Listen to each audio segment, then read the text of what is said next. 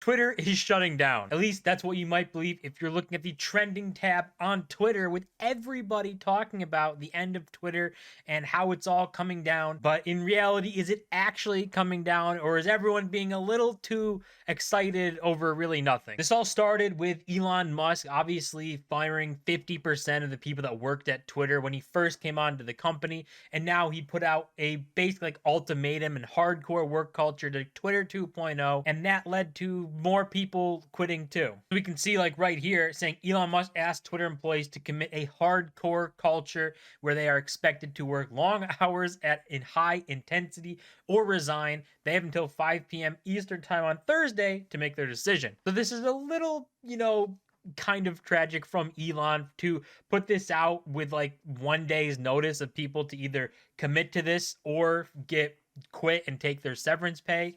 But it does seem like it's the culture he wants, and if you don't want to be there, then he's not going to force you to be there.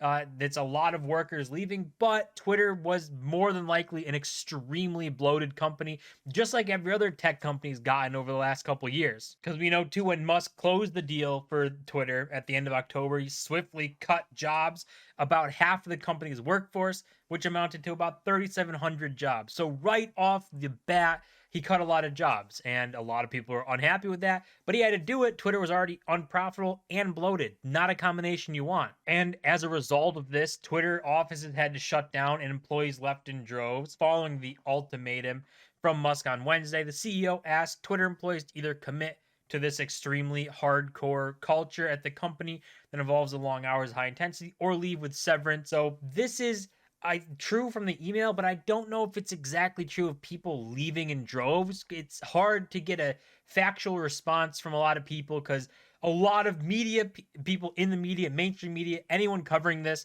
is kind of talking about this and blowing things out of proportion to get more clicks and attention when it might not actually be as bad as they might be trying to say it is. But he definitely did shut down the office and send out that email to the Twitter employees, and he shut down the office because a lot of people did start walking out and didn't want him to go in there and start messing with things and start breaking things because the people quit and they didn't have anyone who would be able to fix it. But for this being the right move for Twitter, a lot of people obviously upset about it, and people losing their jobs and income and all of that. It's not a good thing.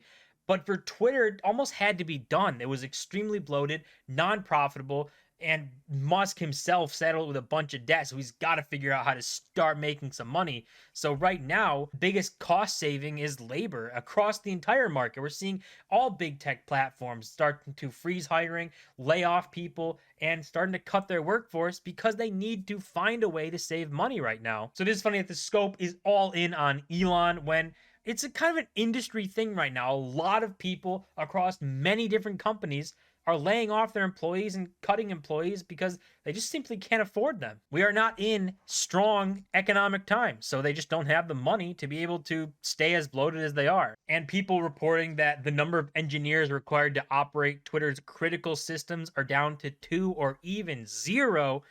I know of 6 critical systems, like serving tweets levels of critical, which no longer have any engineers. The former employee told the Post there is no longer even a skeleton crew manning the system. It will continue to coast until it runs into something, and then it will stop. So this is where we're kind of getting the two stories here, where people are saying the top level engineers and the critical infrastructure people are leaving the company, which means Twitter's going to collapse. There were tweets going out saying it was supposed to collapse a couple nights ago, but it didn't. I mean, Twitter's still here. We're all still tweeting and staring at it. But Elon Musk did kind of respond to this stuff, where Dave Portnoy actually tweeted out saying, "What do people mean when they say Twitter is shutting down?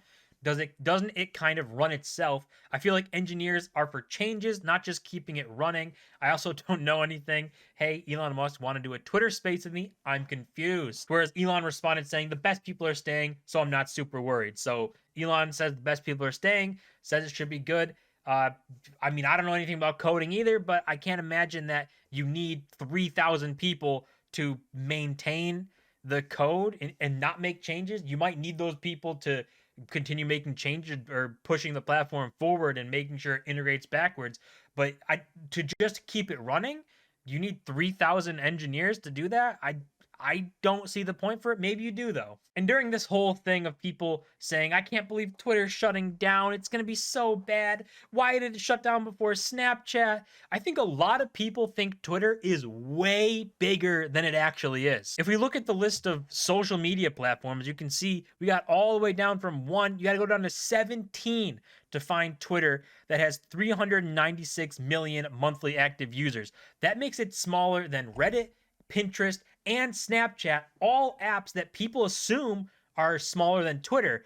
But in reality, Twitter is the smallest of almost every social media site. So it's just funny people comparing it to things like Snapchat, saying, why couldn't Snapchat have fallen instead of Twitter, when Snapchat's actually a lot bigger than Twitter is, which probably surprises a lot of people. Twitter feels a lot bigger than it actually is. And in typical Elon Musk fashion, this is what he replied with, a meme saying Twitter killed Twitter. So, I mean, he's on this Twitter 2.0 train and trying to change the culture and the work culture, which I don't think you can blame him. A lot of people are saying this is ridiculous. Who wants to work this hard? But if you don't want to, you can leave. And it's something that is needed at a lot of these tech places. Even at Twitter hasn't really changed too much. I mean, Spaces was a big innovation, and that's been pretty good. Twitch is a big company that hasn't really changed much, is super bloated. So there are big tech companies that have massive teams that don't really do much. And then they have this cushy kind of don't really work 2 hours a day, hang out for the next 6, instead of actually working the full 8 or working at least whatever you have to do to get something done. And as a result of all this drama, people are constantly saying Twitter is going to die. But he says we just hit another all-time high in Twitter usage, which is kind of Elon Musk's strategy for everything he's done. Is any press is good press, especially negative press, because all the people that are screaming Twitter's gonna die, it's imploding, it's shutting down, you have to go on Twitter and see, is it shut down yet? I wonder what people are saying about Twitter shutting down. I wonder if people are interested in Twitter shutting down. So it attracts more and more people to come to the app, which is ironic because you say it's shutting down, but then it's only getting bigger. And then finally, we have Elon Musk and his Twitter policy kind of update thing. He's saying new Twitter policy is freedom of speech, but not freedom of reach. Negative/hate tweets will be max deboosted and demonetized. No ads or other revenue to Twitter.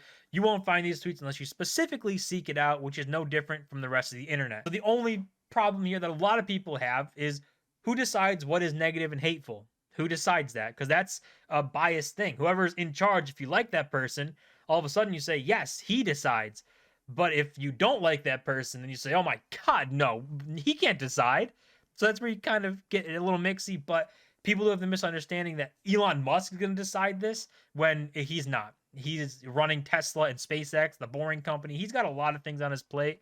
And the people who are really going to decide this are the advertisers. The advertisers decide what is hateful and negative because they have the money. And if they say that we don't want to be associated with that negativity, our brand image cannot go near this type of activity, they're the ones who decide because they have the money. Twitter needs to make revenue. All social media platforms need to make revenue. This happens on YouTube too. If advertisers say, we don't like that, we're going to pull out, the platforms will say, no, no, no, we'll fix it. We'll get rid of it. You won't have to deal with it anymore. So the advertisers are the one who decide this, not really the platforms. So Elon Musk making the rounds for the news, firing people at Twitter, locking down the office.